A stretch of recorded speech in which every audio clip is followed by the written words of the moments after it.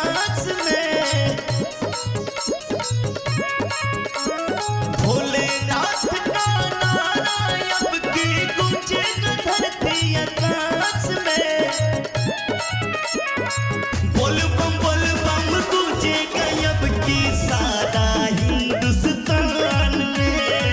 जल चढ़ाने सावन में बम जी आएंगे बाबा धाम में।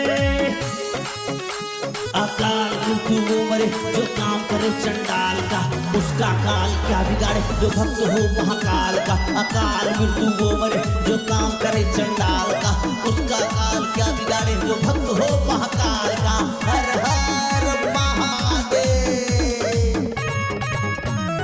भोलेनाथ के भक्त को देखो भेष बड़ा निराला है। कांधे कांवर हाथ में डमरू और त्रिशूल भाला है। भोलेनाथ के भक्त को देखो भेष बड़ा निराला है।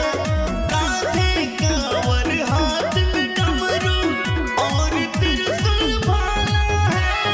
धीरे धीरे बम भोला भोला गूंजेगा पाकिस्तान में।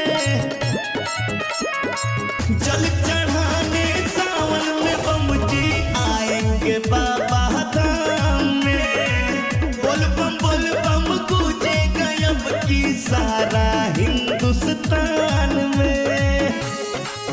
जिसके दुनिया दीवाने भला कौन नहीं जाने, जिसका कोई नहीं होता उसका तुम हो सहारे। जिसके दुनिया दीवाने भला कौन नहीं जाने, जिसका कोई नहीं होता उसका तुम हो सहारे।